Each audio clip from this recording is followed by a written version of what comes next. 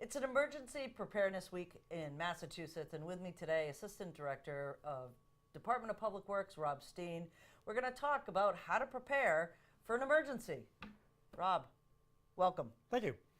So let's start a little bit with how a town's going to prepare. Recently, the town went through an exercise that you coordinated called a tabletop exercise to prepare for a hurricane or some other type of emergency. Tell us what that was all about. So stepping back a little bit, so we started this with DPW probably 3 years ago, where we recognized that we're pretty good at snowstorms. But the reason we're pretty good at snowstorms is because we've done a lot of them. And that since Bob, we really haven't had to deal with the hurricane, and we needed to practice those skills and sort of work those skill sets. So DPW started these exercises called HEREXs about 3 years ago. We started working through, but as we started getting better at them within DPW, we realized the reality of the situation is it's going to be bigger than DPW. We can certainly do the tactical issues on the ground, but there's a lot more people that need to be involved. So last year we brought the town manager into that discussion and some other town departments. And then this year the town manager wanted us to bring in the police, the fire, and the remainder of what's considered the EOC, the Emergency Operating Committee, so that they'd come together and sort of form for the first time and say, this is how we'll move forward. So what we did is said, okay, let's form the EOC, let's do an exercise that will then test some least basic skills with them and start the training and learning process with them. So that's what that was. So with that training process, that's actually going to just now be ongoing, correct? Yes, we will do that at a minimum annually, such as we do that annually for DPW. So even though we did the HEREX for the town, DPW is going to do theirs again in October. And so this year we'll look at a different aspect of the storm than we did last year. So we'll do post-storm this year, for instance. I would expect with the EOC, initially we will probably do it more frequently because we're just starting to get the EOC up and running and starting to figure out what we are and what we're doing and how we do it together. But once they sort of hit a stride, then we'll probably go to an annual thing. But again, that's dictated by the town manager and the chief, who decide this is how much we need to practice these skill sets. This is the muscle memory we need to create here. Okay. And when we talk about tabletop exercises, tell the residents at home what that is and what your experience is in conducting these. So my experience is I've been in the United States Navy or in the United States military for 29 plus years now. And I've done a lot of exercises, whether they be centered on storms or whether they be centered on more traditional threat matrices with emergency operations centers and how those operate. So I have a lot of experience in that area. I'm currently the executive officer for Commander Naval Installations Command Headquarter Unit down in DC, which is in charge of all Navy installations up and down the East Coast. And so for instance, with Florence coming up the coast right now, we are stood up operating and have a bunch of guys down there right now operating as the watch center for them to get ready for the hurricane and then post-hurricane stuff. So I've got quite a bit of experience in those areas, which is why I sort of stepped into this and said, look, I'm happy to build the scenario, happy to sort of conduct this scenario for you, but at the end of the day, it's the participants and what they bring to the table that make it valuable or not. Right. And so all five departments for fire were involved in this as well, our harbor masters, natural resource officers. What did they take away from this exercise? So there's also finance, legal. It's all the people that you don't necessarily think of being involved, but that sort of need to be involved because things happen with all them. Based on their comments, and all I can do is reflect what their comments were, I think a lot of it was, as much as anything, the realization of, wow, we don't know how to do this yet. We're going to get better at it, and we're now approaching it more and more. But that initially, at any rate, this was sort of a first and sort of an eye-opening experience to make them realize we probably should have some contracts in place. We probably should have some plans in place. We probably need to rewrite our emergency operation plan. Fire departments need to decide how we're going to do that because having 5 fire chiefs could be difficult. So somebody needs to figure out how they're going to speak for themselves, how we are going to set the table up, who's going to be represented at the table, and then how we're going to go through issues such as evacuations and such. I mean, right now with Florence coming, you can see that South Carolina, North Carolina areas are doing mandatory evacuations. We're a Cat 2 to come to us. There are areas that we might want to think about that. We probably don't have the authorities to do a mandatory evacuation, but certainly a recommended one. We've never gone through any of those steps before. And so understanding, or at least not during my time here, so we need to understand how to do that and start to think all that through so that when we get to that point, we have got some experience under our belt and we kind of know what we're doing. Right. So let's really talk about residents getting prepared here, because it ultimately is up to them a resident to make sure that they have a kit ready, that they know their flood zones. So let's start with flood zones. The actual departments, the fire departments and the town have areas of GIS maps that tell you where your flood zone, and I believe MEMA does as well. So there's a couple different products out there. So there's the FEMA firm maps, which talks to flood zones, which you get as part of, like, for instance, insurance. And those will speak to the AE zone, which is a 100-year flood, and the velocity zone, which is effectively the 100-year flood, but where there's enough wave action to cause destruction. And those can be found in a number of different places online. And they'll sort of tell you if you're susceptible to flooding in general. We're also developing products, and MEMA also now has products of inundation mapping. So to say that if you had, for instance, a 3-foot storm surge, now whether that comes from a hurricane or whether that comes from a nor'easter like we had last March, or whether that comes from just a bad snowstorm like we had Juno, what would 3 feet of storm surge on top of a high tide do? And we have mapping that shows what that will do and where that water will go and how much water is predicted to be standing there when that happens. It's a prediction. It's by no means a guarantee, but it's certainly informative, and it's something that as decision makers we need to understand, because we need to understand where we'll be able to get to and where we're not going to be able to get to. And we need to make sure that people that live in those areas may feel like, hey, my neighborhood's not flooding, but there's really one road out from my neighborhood, and it does flood. So even though my house may not flood itself, I may not want to be here during the height of the storm because no one will be able to get to me or get from me. And then on top of that, that's just the flooding piece. If we're talking hurricanes, as we saw last year with Irma, there's that whole wind piece. And to say, at what speeds will the town go out, and is it safe for town employees to go out and deal with issues, and at what speeds is it just not safe for anyone to be moving around, and wherever you are is where you are, and you need to kind of be able to hang out there. So understanding mapping and understanding the flooding, understanding what may or may not happen, and then watching the forecasting to understand what those winds would do in combination to that is something I think everybody should start to become more aware of. Final point. And this again ties back to Florence as we're looking at it come up the coast, or Harvey last year, or I was just down in DC with CNIC and we were tracking Lane as it came into the Hawaiian Islands, and particularly the Big Island in Hawaii. Harvey stalled out over Houston and dropped 60 inches of rain. Lane dropped, and last I saw was about almost 40 inches of rain on the Big Islands. They're predicting a Florence dropping a significant amount of rain, in particular if it stalls, in the Carolinas.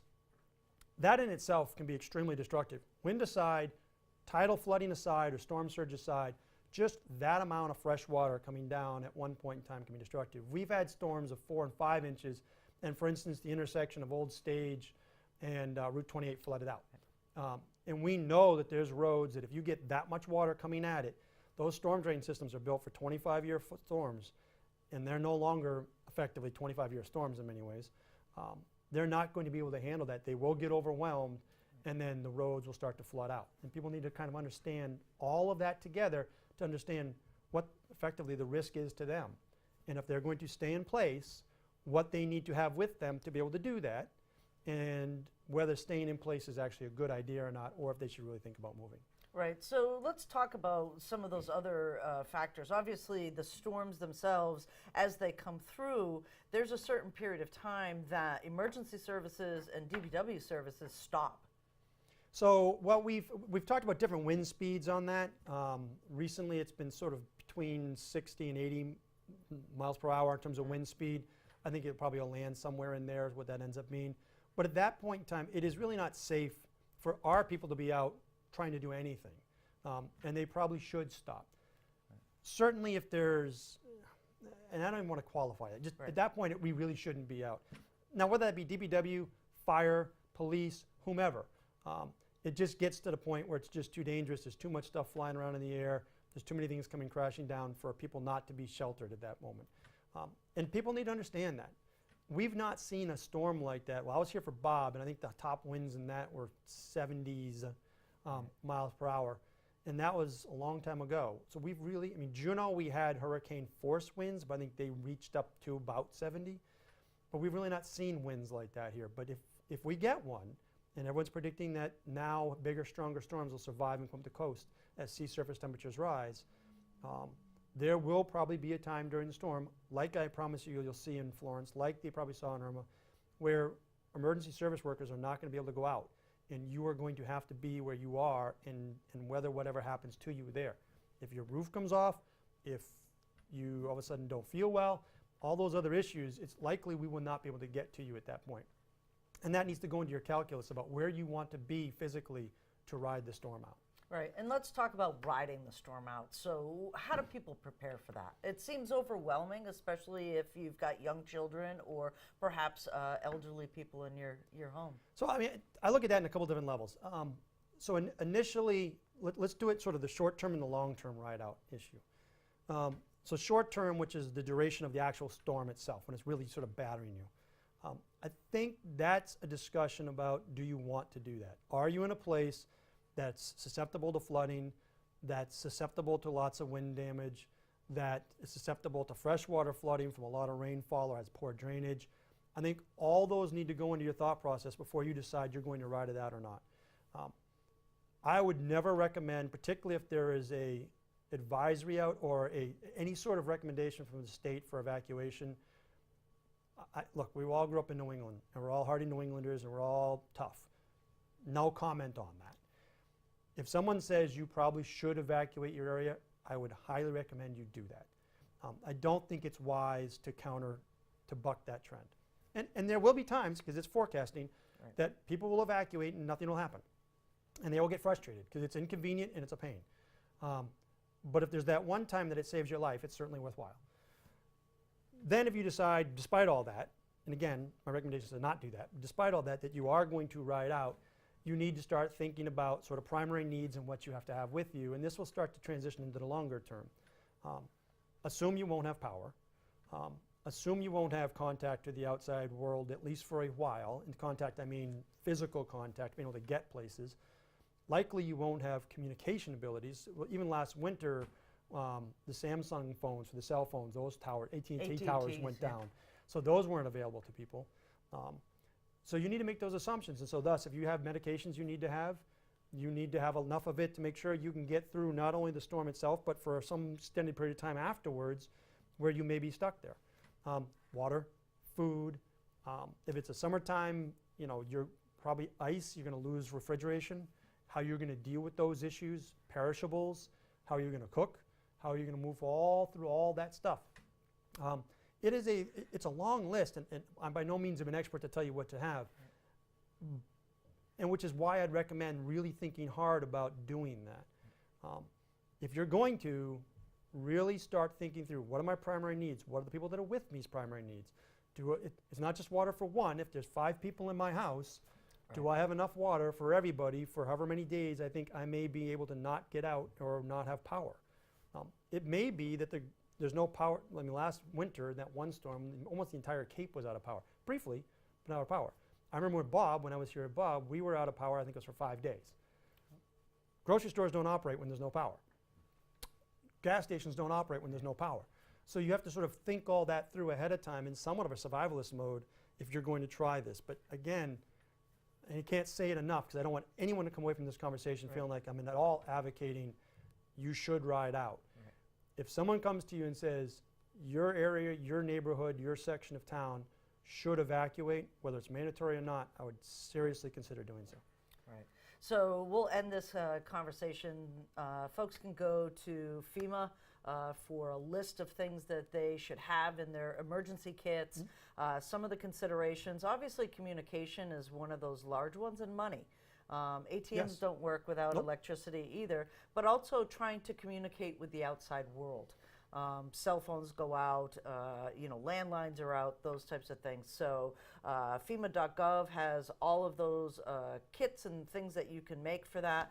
And any last words that you want to give residents to try to we want people to really understand that now's the time to prepare, not 2 or 3 days before a storm. Yeah, I guess the point would be, look, it's been a long time since we've dealt with something like this. However, it's also been a long time since a Cat 4 has threatened the coast of the United States, and now it is.